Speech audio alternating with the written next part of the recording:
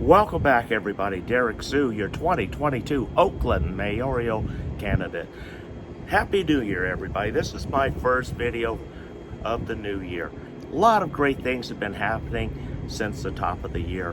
One of the best things that has happened is that a program that I have been working on for just about a year right now with East Bay Mud, and we've been able to change some regulations, get some antiquated laws thrown off the books, which allows now homes and businesses to voluntarily donate water to the homeless.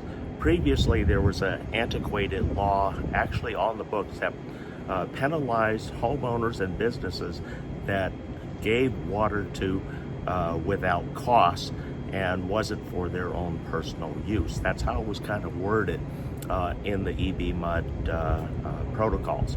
And we had that removed. That was back from way back in the inception days of EB Mud. And so we had that removed.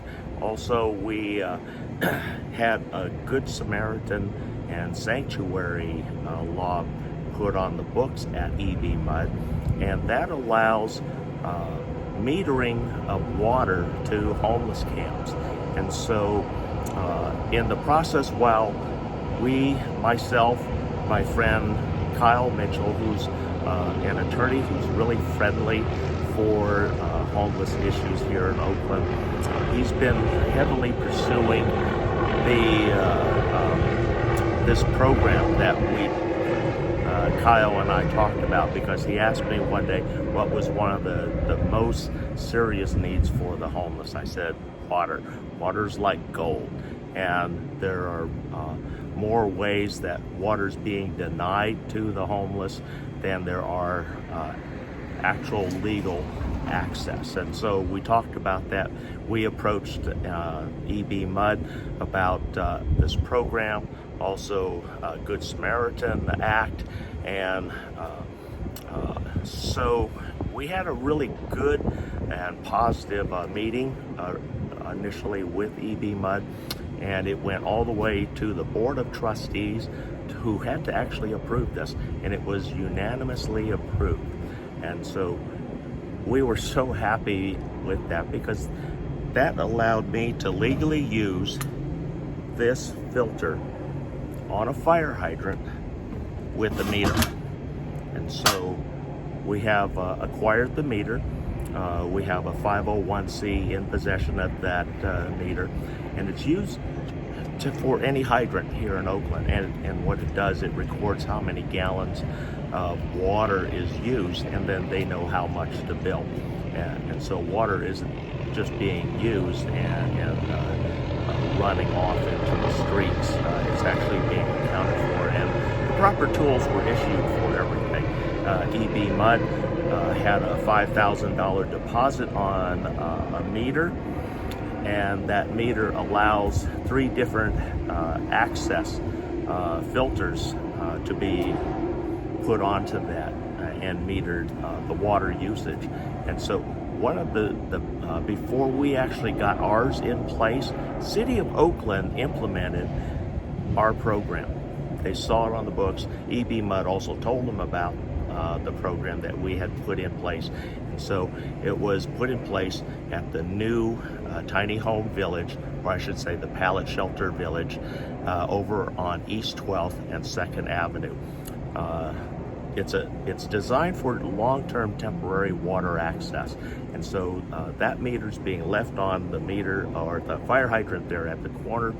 Water is drawn off as needed to all the 2 different villages there. And also what it does now, it gives easy water access to the shower trailer that's going to be set up there in an old bus trail, or an old bus that's being converted to showers. And so that helps with the water.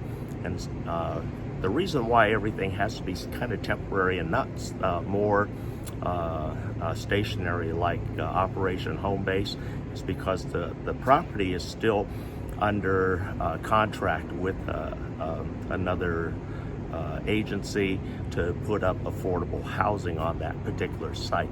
And so they have until the end of February to get funding to proceed with that project. Otherwise, the city council can go back and rediscuss and revisit this particular topic and either issue another extension to that agency trying to build on that site, or to halt that other project and make this tiny home or tiny shelter village more permanent with actual infrastructured sewage access and drainage along with the water, and then also update the power to a transformer on the site, and that lowers fire risk and danger, much like what they actually updated Operation Home Base, because back in the day when Operation Home Base was first set up,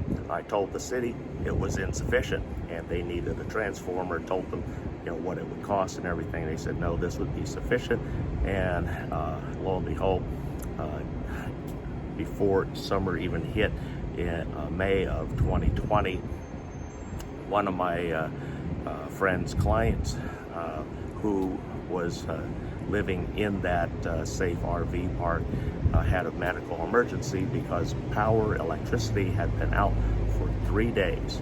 So electricity has always been an issue. I've always advocated for solar electricity because it's portable. We can set up portable systems that are more than adequate for medical support on machines and other life-sustaining needs with solar. And it would save money, and also we wouldn't have all these wires running overhead. We don't have to have PG&E so involved on everything. And then the amount of money that they end up spending on that transformer, the box, the pads, and everything else, you actually would have been cheaper putting a solar system in to each of the tiny shelters there, which could be engineered very simply as a plug-and-play system for each individual shelter. But anyway, the program moved forward. That particular site has a meter on the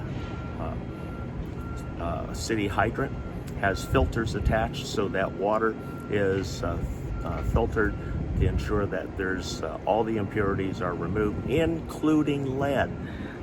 This filter that I have in here also filters out lead. So that's real important to have really safe water coming out of our systems, because EB mud, back in the day, there were a lot of different things that were going on, and some pipes were better than others. Some were lead pipe and some were steel. Now we're using plastics, so those metals are being replaced as time goes by. We've also had sewer lining replacements. We've seen the injection of new sewer liners. So the whole system's taking time to update. But this gives homeless and low-income folks access to water that they didn't have access to previously, plus also the tools so that you're not damaging the hydrants like in the past. We have, I can show you examples all the time of hydrants being damaged, and it runs tens of thousands of dollars annually to fix and replace these hydrants. But anyway, if you want to see the story, I'm going to put it in the link down below. It's from oaklandside.com/Derrick Soo. That should bring the story up of what I was doing to access water. So thanks for joining me today. I'm going to have a whole series of videos coming out here in the next week, and I'm going to talk about my qualifications for the Oakland mayoral candidate, which is about to kick into high gear. So I'm going to give you my qualifications. Also, you're going to learn some things about me that you didn't know, even though you've been following me for a very long time. Some of you already know what that information may be, but I work in counterterrorism. So we'll be covering some of that because more and more information is now available on the internet about what I did. So thanks for joining me today. We'll be right back.